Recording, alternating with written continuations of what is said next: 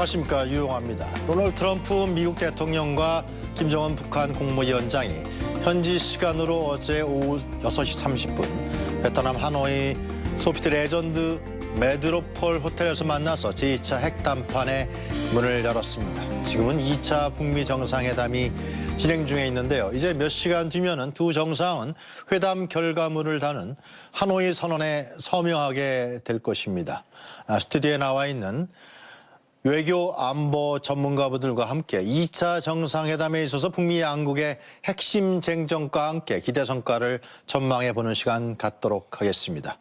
먼저 제 오른쪽에 김영현 동국대학교 북한학과 교수 나와 계십니다. 안녕하십니까? 안녕하십니까? 제 왼편에 김한권 국립외교원 교수 나와 계십니다. 안녕하십니까? 안녕하십니까? 네, 다음에 정한범 국방대학교 안보정책학과 교수 나와 계십니다. 안녕하십니까? 네, 안녕하십니까? 네, 김 교수님한테 먼저 좀 여쭙죠. 지금 그러니까 어제 일정과 다르게 오늘 이제 결국은 단독 정상회담을 네. 했고요. 네. 그다음에 지금 확대 정상회담을 진행 중에 있지 않습니까? 그렇습니다.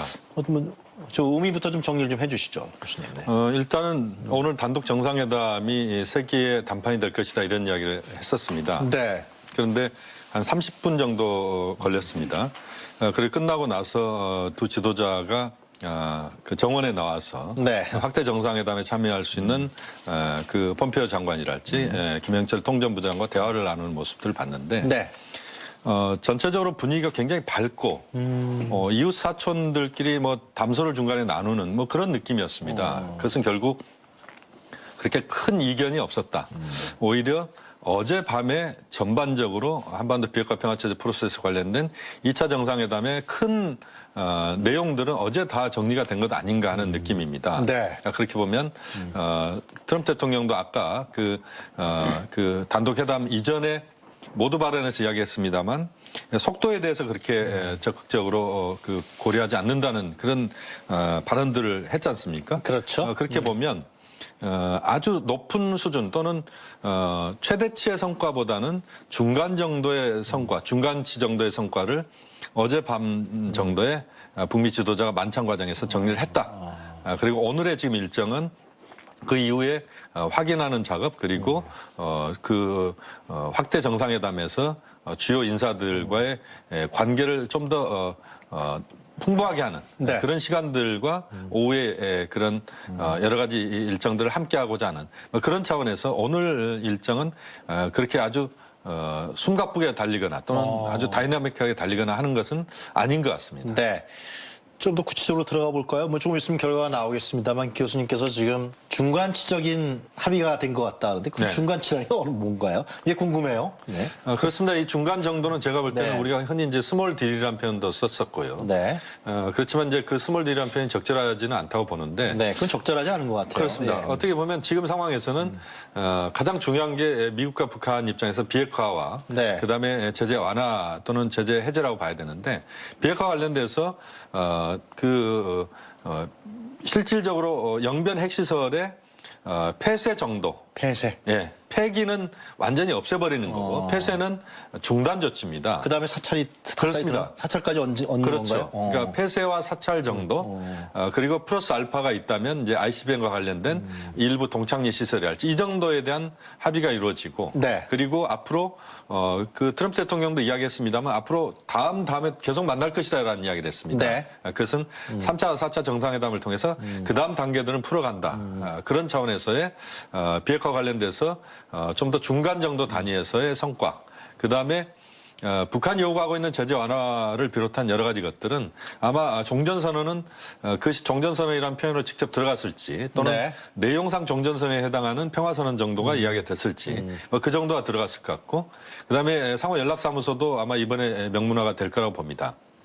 이제 가장 중요한 북한이 요구하고 있는 수준에서 이제 제재 완화와 관련된 부분인데 네. 이 부분은 제재 완화라는 표현을 직접 쓰기보다는 금강산 관광 정도가 포함되는 내용들을 담았을 것이다. 그러나 금강산 관광을 직시하지 않고 그 내용들은 아마 김정은 위원장의 서울 답방 과정에서 북측이 주는 선물 형식으로 그것을 내놓는 뭐 그래서 이번에는 제재 유예랄지 이런 부분에서 포괄적으로 제재에 대한 미국 측의 적극적인 어떤 행동 이런 부분들을 언급하는 수준 이런 정도가 정리가 됐을 가능성이 높다고 봅니다. 그럼 남북 경협을 예를 들면 지지한다 그런 문구는 안 들어가겠죠? 남북 경협을 지지한다는 문구가 들어갈 수도 있다고 그래요? 봅니다. 그러면 다만 상당히, 이제 그 경협을 지지한다고 하지만 그것은 이제 제재랄지 이런 것들이 들어가 있기 때문에 제재를 훼손하는 범위 내에서는 아닐 것 같고 네. 그래서 남북 경협의 앞으로의 어떤 동력을 살릴 수 있는 몇 가지 조치들에 대해서는 미국이 북한과 공감대를 형성했다랄지 네. 뭐 이런 정도로 애둘러서 가는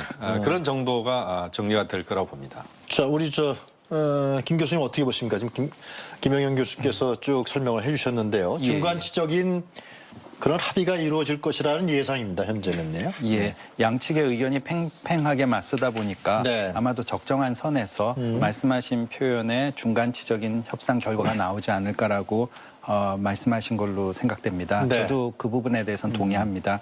지금같이 팽팽하게 맞섰는데 결국 판을 깨는 듯한 모습으로 합의가 진전된 모습이 없다면 북한과 미국 양측 모두에게 정치적 역풍을 맞을 수도 있기 때문입니다. 네. 문제는 어느 쪽이 조금 더 양보했고 어느 쪽이 조금 더 많은 걸 얻었느냐에 그 중간선이 과연 누구한테 조금 더 기울었느냐에 그 정도 선에서의 협상이 어느 성공의 여부가 판가름 날 것 같습니다.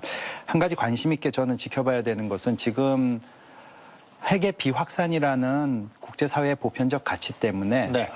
연변 핵시설에 관한 폐기냐 아니면은 일시적으로 잠정 실행 중단이냐 이런 얘기가 많이 폐기하고 나오는데 폐쇄 지금 김영현 예. 교수님께서 말씀하셨는데 폐기와 폐쇄는 어떤 차이가 있는 거죠? 아까 잘 설명해 주신 것 같습니다. 폐기는 그야말로 완전히 디스멘틀, 완전히 철폐하는 거고 폐쇄는 일단 가동을 안 하고 잠정적으로 중지시켜 놓는 것입니다. 굉장히 큰 차이가 있네요. 예, 예. 언제든 가동은 만약에 협상의 틀이 어긋났을 때 다시 가동시킬 수 있다라는 전제 조건이 붙어 있게 됩니다. 네. 한 가지 지금 미국에서 관심 있는 것은 국제사회 보편적 가치로 보면 핵의 비확산, 그다음에 영변 시설에 관한 처리 문제가 관심이 있을 건데 미국 국내 정치적으로 특히 트럼프 대통령이 미국 국내 정치적으로 지금 부담을 갖고 있는 상황에서 본다면 ICBM 즉 대륙간 탄도미사일에 관한 즉 미국의 시민, 미국의 본토를 직접 타격할 수 있는 부분에 관한 미국의 안전에 관한 문제에 대해서는 얼마나 노력했느냐가 또 다른 이슈로 떠오를 수 있을 것 같습니다. 네. 지금 우리가 이 부분도 조금 더 주의 깊게 살펴봐야 되지 않을까.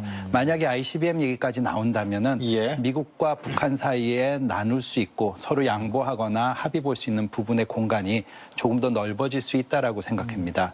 그래서 이 부분 국제사회에서의 보편적 가치 그리고 미국 국내 정치적으로 트럼프 대통령이 신경 써야 되는 대륙간 탄도미사일에 관한 부분 이걸로 같이 한번 주의 깊게 살펴보자면 좋지 않을까 김 생각합니다. 교수님 생각에는 영변 핵시설이란 하여튼 뭐 폐쇄든 폐기든 그다음에 사찰 그건 들어갈 것이고 그 외에 지금 미국을 직접 겨냥하고 있는 대륙간 탄도미사일 ICBM에 대한 부분들이 문구가 들어갈 것이다 그런 판단을 하시는 건가요? 그것도 주요한 의제 중에 하나가 되지 않을까 생각합니다.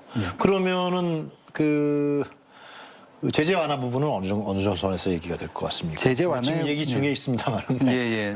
미국의 국내 정치적인 여파들, 네. 그다음에 대통령이 많은 권한을 갖고 있지만 사실 여러 가지 견제 장치, 특히 의회에서 여러 가지 법으로서 제정하는 문제를 생각한다면은 네. 저는 아까 김용현 교수님 설명해 주신 대로 네. 직접적인 표현보다는 애둘러서 해석할 수 있는 부분을 넣는 선에서 합의가 나오지 않을까 생각합니다. 네. 예를 들어서 미국 자체가 제재를 이끌어 왔었는데요. 국제사회에서에 대한 충분한 논의가 없는 상황에서 마치 트럼프 대통령이 단독으로 그 제재를 푸는 듯한 모습을 보인다면 국제사회 리더십 문제에서도 역풍을 맞을 수 있고 부담도 무엇보다도 미국 국내 정치적으로 즉 국내 정치적으로 여러 가지 비판받을 사항들이 터져 나오니까 네. 트럼프 대통령이 이걸 희석시키기 위해서 불리한 협상 결과를 이끌어냈다라는 그런 비판에도 마주할 수 있기 때문에 제 생각 같아서는 직접적인 표현보다는 애둘러서 해석할 수 있는 문구가 적정하게 나타나지 않을까 생각합니다. 애들로서 표현되는 문구다. 우리가 애들로서를 짐작하면 어떤 게 예, 되겠습니까? 아까 말씀해 주신 대로 인도주의적인 접근에 관한 부분에 관해서 조금 더 확대된 해석을